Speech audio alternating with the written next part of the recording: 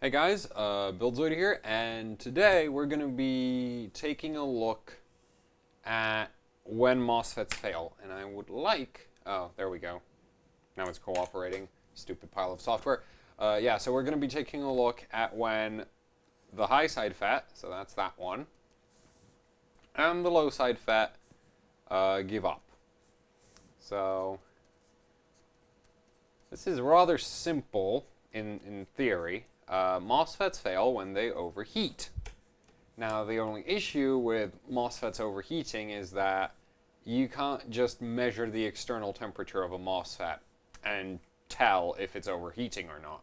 So if you were to actually take a MOSFET and, say, cut it in half, well, it depends on the design of the MOSFET, but if you actually looked inside, then you would generally have, if you look at a MOSFET, then it's generally sort of a black rectangular shaped, IC. So it looks sort of like this. And you have some markings from the manufacturer on here, and here you have some solder joints, as well as under it you also have a bunch of solder, and on the sides often you'll get some, and on the other end as well. But the thing is, inside, like, all of this stuff is actually not the MOSFET itself. That's not the actual switching component of it. That's all casing. So that's all casing. And typically this will be ceramic. There's some other MOSFETs, like, say, the International Rectifier Direct FETs, which have a metal casing. There was a series of MOSFET from some other manufacturer which didn't have a casing at all. I don't know if they still make those, but basically they were just bare silicon. So, well, bare semiconductor. I'm not 100% certain that all MOSFETs use silicon. It's obviously a viable material, but there's other options if you want, more expensive and more exotic properties, like higher temperature tolerances. So you basically have this casing. So if you actually look inside a MOSFET, if you were to cut a MOSFET open, you would find that inside you would actually have the actual, MOSFET itself, which would then be connected to the, well, on one end it would probably have a metal plate which connects to, say, ground. One connects to the gate. Actually, MOSFET internals is just like, yeah. But the problem is we want to know the temperature of this inside part of the MOSFET, and this is that's the silicon, and its temperature is basically referred to as TJ, which is thermal junction. So junction temperature. So, and the junction is basically the part of the MOSFET through which all of the current goes through. So you want the temperature of that, and that's basically part of the silicon. The outer casing has a TC temp. That one is referred to as TC, and then of course the air around it is called, is TA, so ambient temperature. Now there's a minor issue here. We can't measure this, so you can't. You can't. There's no way to actually know TJ as far as sticking a thermocouple somewhere. You can't measure it, so that's a bit of an issue. Because I can't spell today, so you can't measure that, and that's a bit of an issue because as TJ is the important temperature. Basically, a MOSFET will work just fine until you exceed a rating which you have in the datasheet called TJ max. Okay, and for most MOSFETs this will typically be 150 degrees centigrade. That'll be usually the case. For some more high-end MOSFETs or MOSFETs that are in high-temperature applications, you might see ratings as high as 200 or higher. But for GPUs, you don't see those higher ratings because to achieve them, you need to use more exotic materials and manufacturing methods, which are excessively expensive and also not necessarily great for, VRM performance and efficiency. So if you're looking at GPUs, you can pretty safely assume that maximum, internal temperature is 150 degrees centigrade, and that's that. Now the problem is you can't measure this, so there's no way that you can, well, there is a way. It's not like there isn't a way. Otherwise, this wouldn't work. But you can't measure that. So, okay, where was I going with this? Right. So you can't measure this temperature. You can't measure thermal junction. You can't measure the temperature of the actual silicon inside the MOSFET. However, we can just stick a thermocouple on the outer casing. Right? We can measure this. So we can measure T case or case temperature. So we can measure that. Now, the issue with that is that that's not the internal temperature. So this alone isn't really enough. So MOSFET data sheets have a, piece of data called have a rating called thermal resistivity or resistance. And there's several versions of it. You have, say, thermal resistance, which is labeled as that, J to A. So this one would be ambient to ambient air temperature. And it's kind of useless because it assumes no airflow and it's basically a torture test. It's ambient air. Air doesn't have an E on the end.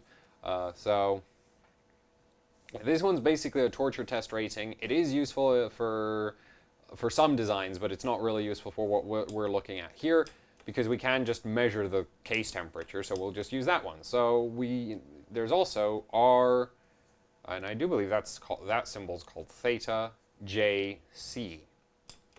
And that tells you the thermal resistance basically from the silicon right here to the outside of the casing. Yay! So we can basically, so if there's heat coming out of this, we know what the temperature difference between, so we know the difference between temperature here and the temperature we can measure with a thermocouple.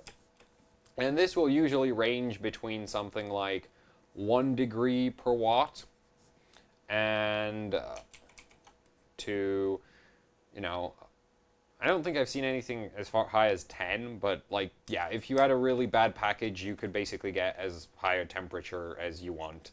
But generally, I haven't seen a MOSFET with a rating higher than 5 degrees per watt for now on GPUs.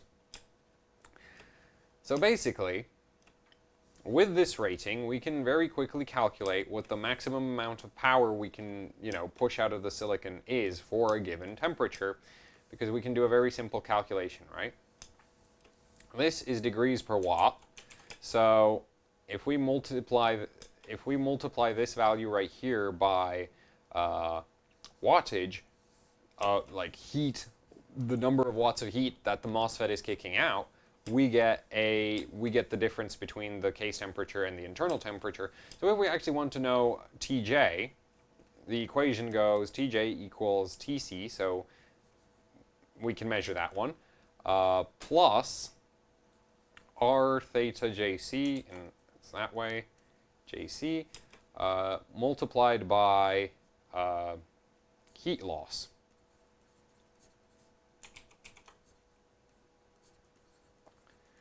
So, with this right here, we can pretty much, calculate when the MOSFET will fail. And, if we go for units here, we have centigrade, we have degrees, well, temperature per watt, and then here we have watts. Okay, this is in the data sheet.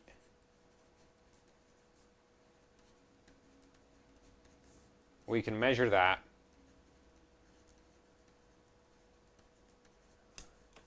And, well, this is what we want.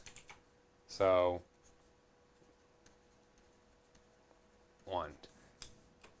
So now we need to calculate this one right here, so heat loss. So how do you calculate heat loss in a MOSFET? Well, there's two components to heat loss through a MOSFET, and we'll look at the high side FET first. So if we have our high side FET, and we're going to calculate how much heat loss there is. There's two types of, two major losses in a MOSFET, which are conduction loss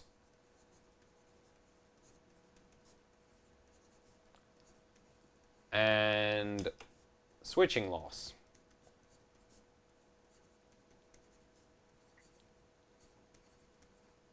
Now, conduction loss is pretty simple. It's the heat put out by the MOSFET when it's fully turned on, so, closed, and there's current going through it, and you have heat loss due to the internal resistance of the MOSFET. So there's heat coming out of it. Yay! So this is really simple to calculate. You can just do watts equals I squared R, and basically for a constant current situation, this worked great. Except, of course, in a VRM, the high side MOSFET is fed a PWM signal, so it's not actually on for that long. But there's a simple way to deal with that. We can just multiply this also by duty cycle.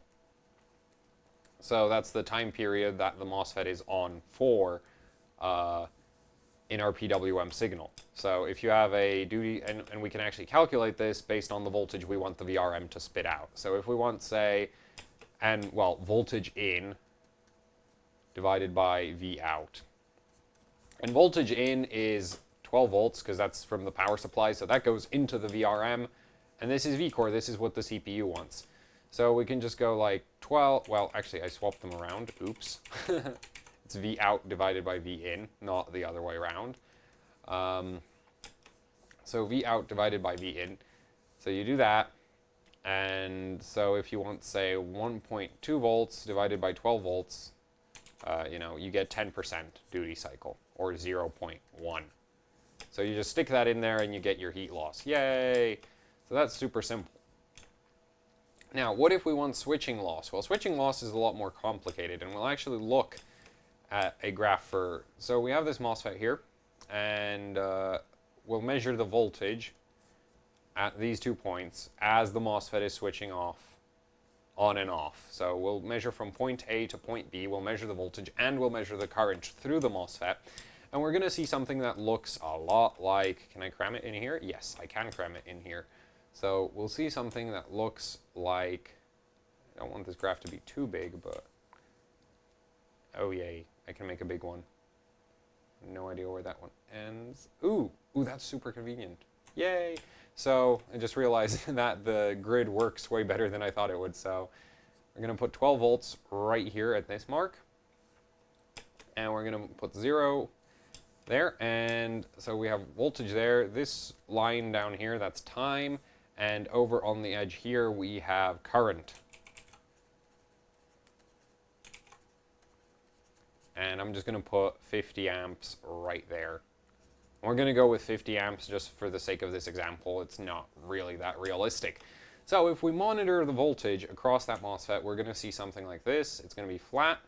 And then the MOSFET will, basically be given instructions to turn on. So it turns on. And it's not going to actually hit 0 voltage drop, because remember, there's heat loss we have that conduction loss. That means there is a voltage drop across the MOSFET. So it's never actually going to hit 0 volts. But it is going to drop down significantly.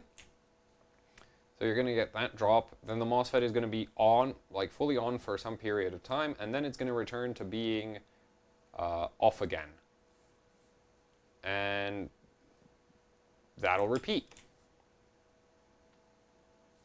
over and over.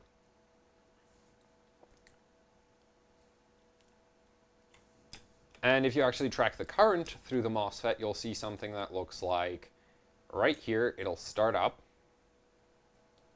50 amps. Oops, I'm actually, oh well, whatever, I planned it well enough. Yeah, that does look like it's on 50. So it'll go to there, and it'll go here, and then it'll fall off again. So your current will basically do that. And then the next time the MOSFET turns on again, it does the exact same thing.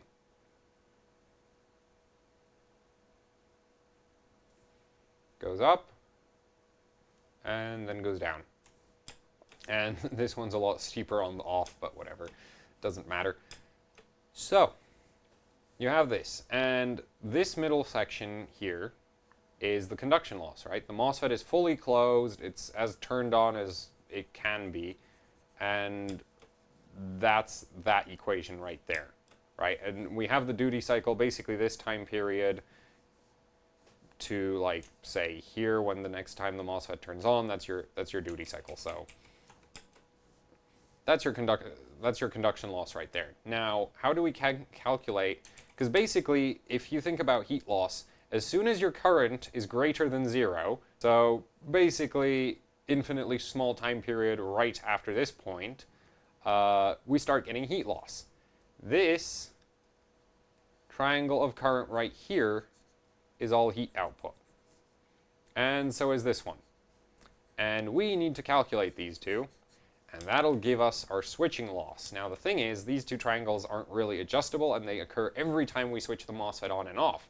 So if you have a really high switching frequency on the VRM, this will happen more and more often as well. So, you know, that's a bit of an issue. Now, so how do we actually calculate these two triangles? Well, simple, you just do watts, so heat equals 0.5, we're calculating triangles, multiplied by voltage, multiplied by current, and I did just copy this off of an engineer's, off of an article written by a Texas Instruments employee. I do believe he's an engineer, but it didn't like specify his exact role.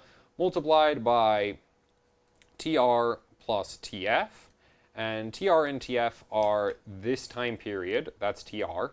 So this is the time period that it takes for the MOSFET to go from off to on, and then TF is the time period it takes for the MOSFET to go from on back to off. So, and these are both in the data sheets.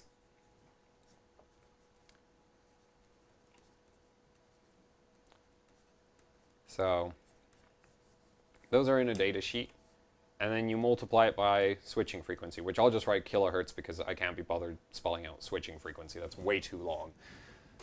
So, that gives you switching loss. Important to note, switching frequency is a bit of an issue. Oh, and this should be V in, but yeah, and that's I out. This right here. So actually, you know what, let's just go through all the units. So this you get from the TR and TF, you can get that from the data sheet. That's a constant, we can ignore that. V, so that's starting voltage across the MOSFET. So in this case, that's 12 volts for the high side. So basically VRM supply voltage. So here it's just 12 volts. So, you know, that is literally just based on where the MOSFET is located. I, so current, that one is literally based on the current demand of the CPU. So if you have a CPU that wants 50 amps, then that's 50 amps, right? Well, you know, it's per phase as well. So if there's 8 phases, then the gets a bit complicated. But the amount of current going through that phase, so power requirement. Well, actually, no, just current requirement. But yeah, basically, you'll know this because if you have like a 130 watt TDP and divide that by 1.1 volts, then you get your I, and you can just stick that right in there. Obviously, you should divide it by phase count. If there's multiple phases, except for the sake of this video, we're dealing with a single phase VRM, so, you know, that doesn't apply.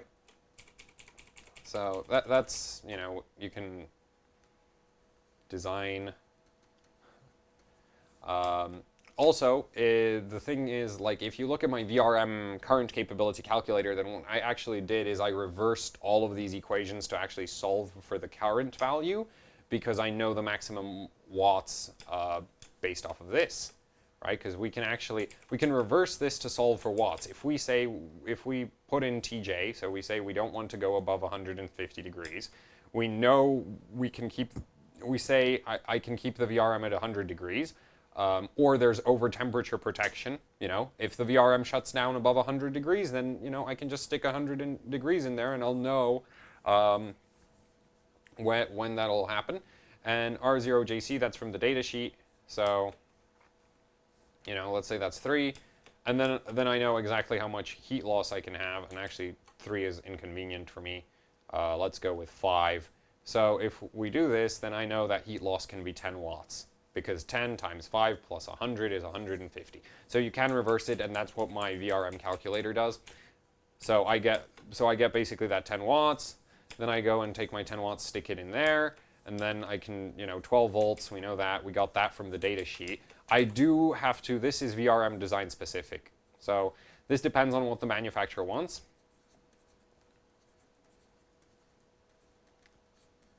And this is a major issue in my opinion. So thing is, if you go at 200 kilohertz, right, like the thing is here is your switching losses are linear with your switching frequency.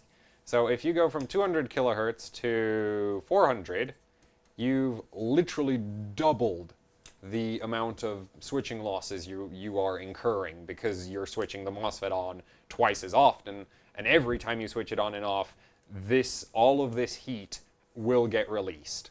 So this is just like, this is heat for every time you switch on the MOSFET. Switch it on and off. And the more times you switch it on and off, obviously the more heat it'll generate.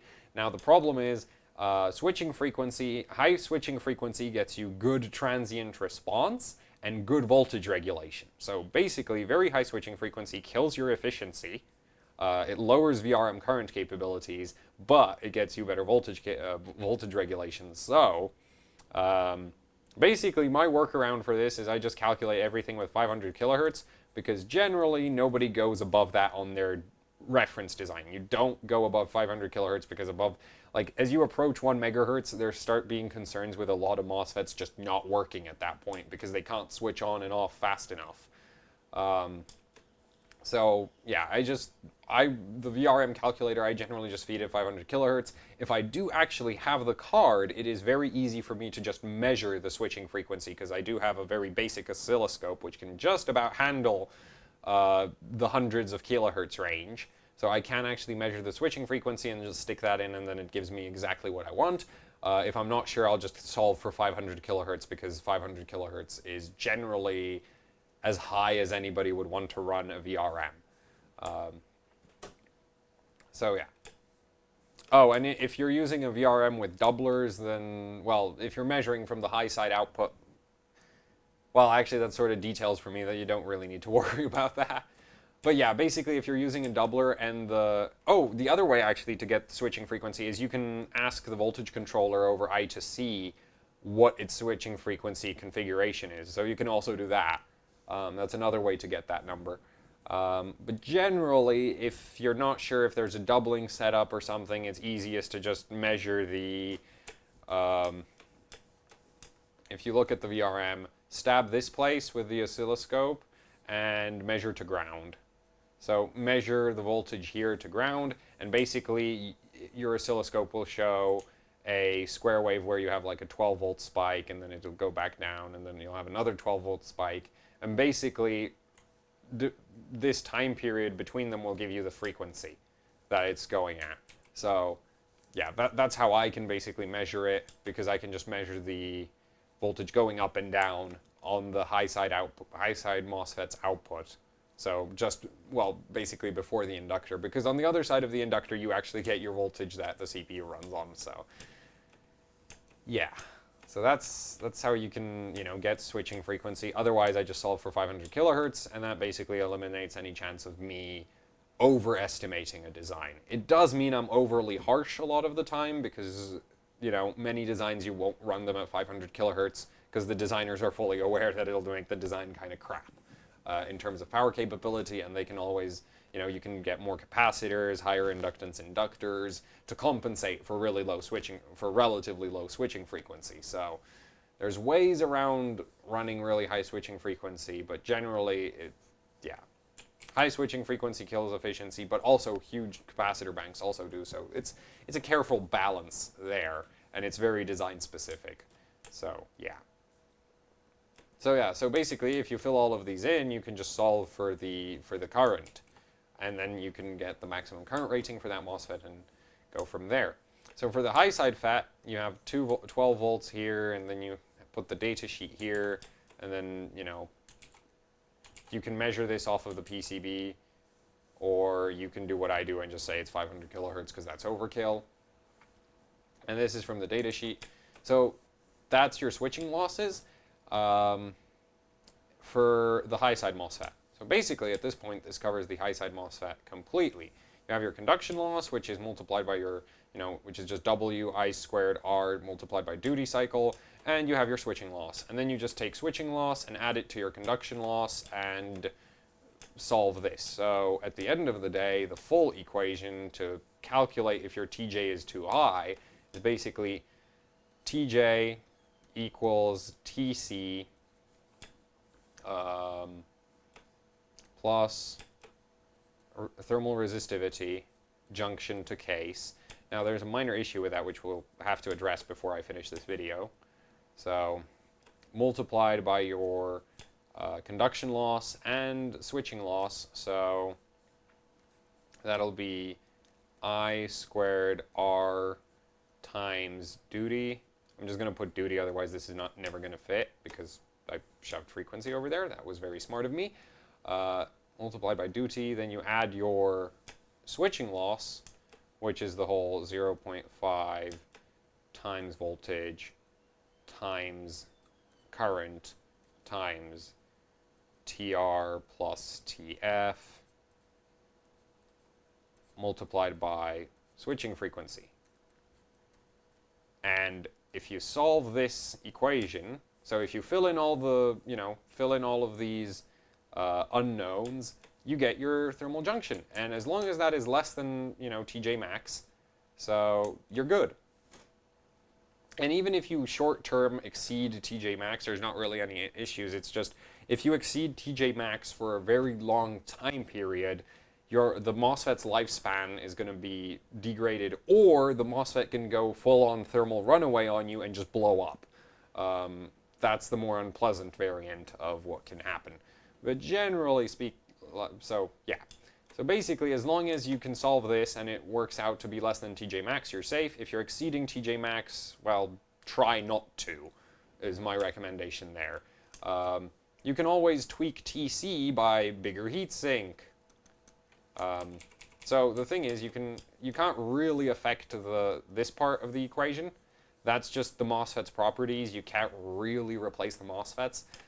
You could try reprogramming your switching frequency, but generally that could lead to actually worse overclocking results if you lower it, so not worth messing with. You can't adjust this, but you can change thermal T-case, so you can just cool the MOSFETs better. So that's why I say it's like, oh, this VRM design at 125 degrees can do this much current, whereas at 100 degrees it can do this much current, whereas at 50 degrees it can do this much current, at 25 degrees it can do something completely insane.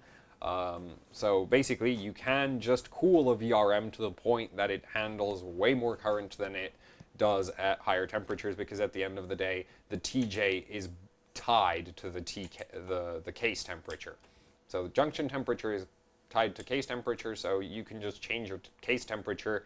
And how you do that, like the most extreme way I've seen somebody try to pull MOSFET VRM, basically VRM operating temperature, and that includes MOSFET case temperature down, was somebody actually built a sort of LN2 container for the VRM on a GTX Titan, the first generation GTX Titan, because that VRM is garbage and it tends to blow up at around 1.5 volts. So they built well, didn't really build it, but they basically made a little LN2 container over it with a heatsink on the VRM, so they could cool the VRM down to around a minus 25 or something, and basically the VRM just about made it.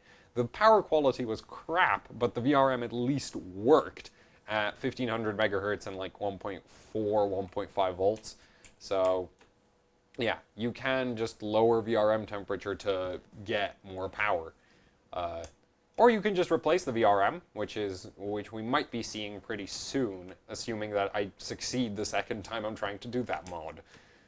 So yeah, so you basically solve this, and then you get TJ, and as long as TJ is less than 150, you're fine. Now the problem with this value right here is some manufacturers just like they're awful. So if we look at, say, the International Rectifier data sheet for the 6811, right, then it says the max, the absolute maximum R thermal resistance from the junction to case is 3.9 C per watt, right? Which is actually pretty terrible in terms of MOSFETs. Now, if we look at something like the MDU 1514, which is a magna chip semiconductor MOSFET, and magna chip is generally a cheaper MOSFET manufacturer than International Rectifier, and magna chip is from China, though I'm pretty sure I am not really sure where International Rectifier originates from. They have been recently bought by Infineon, which I do believe Infineon is from Europe or from the US. So yeah, but magna chip is Chinese, and magna chip datasheets say typical equals 1.7. And the problem with this is typical. So depending on how the MOSFET is, mounted to the PCB or something, this may not necessarily be true. And this rating, if you look at this equation, like this rating is a big deal. Because, if this is, like 1.7 is well below half of this. So in theory, this one should be able to handle 2x the thermal loss. So 2x the heat, right? Assuming that this rating actually holds true. Whereas this, so basically, that's currently one of my biggest issues right now is like typical thermal rating versus max thermal rating. So yeah, I can never win. So I recently upgraded from using a rating which, to be fair, was completely wrong, but wasn't so wrong that the MOSFETs don't kind of align. It's just, yeah. Yeah, that's a major issue. I can't find this needs to be tested by the MOSFET maker. You can't just calculate that from other variables in the datasheet because it depends on the size of the silicon inside the, size of the actual MOSFET die, so the size of the semiconductor piece. It depends on how the casing is designed, what casing material they're using, what kind of infill there is. So yeah, I can't really get around that limitation. So yeah. Oh, and another fun one is that the TR and the TF values, you can spec those at VGS equals, so that's gate to source voltage, which is basically the voltage at which the MOSFET turns on and off, equals 10, or you can spec at VGS equals 4.5. Those are just the two popular voltages. You could really write the spec at whatever voltage you feel like. It's just these two are the really common ones, and this one is faster. Always faster. Because basically the gate of a MOSFET acts like a capacitor, and if you charge it with a higher voltage, it charges up faster.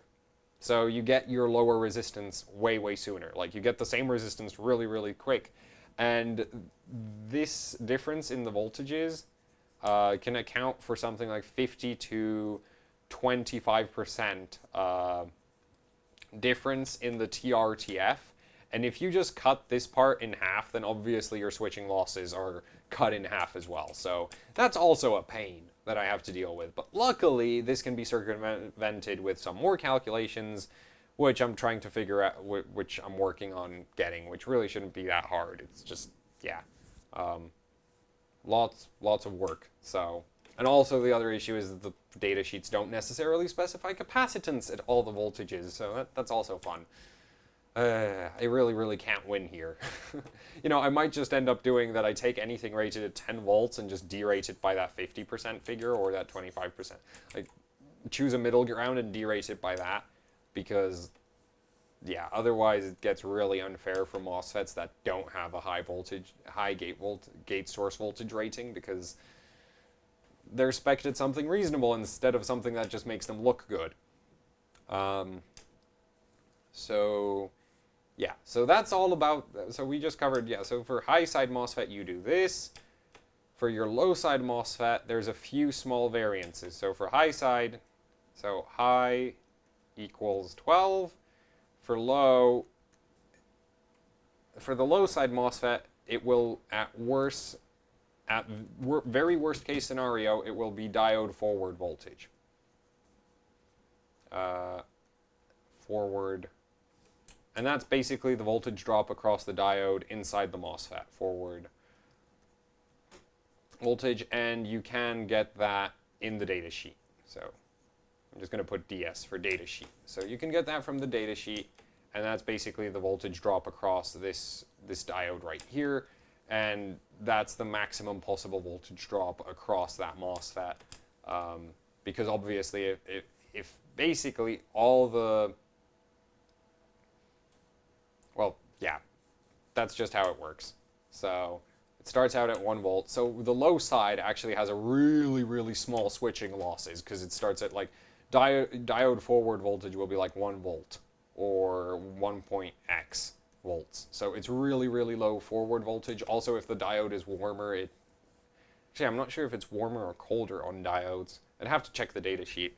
But yeah, your forward voltage is really, really low here, so your voltage across this MOSFET is super, super low, and so your switching loss is absolutely tiny, like 1/12. You know, usually it's going to be like 1/12 of your high side FET, assuming that you're using the same MOSFET in both for both things.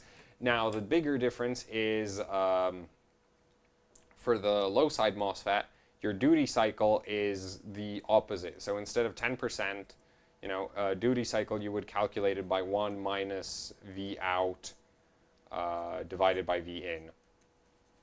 So if you want 1.2 volts, your duty cycle is 90% instead of 10%. And so basically a good low side MOSFET will have a really low RDS on. So actually, let's just put it here.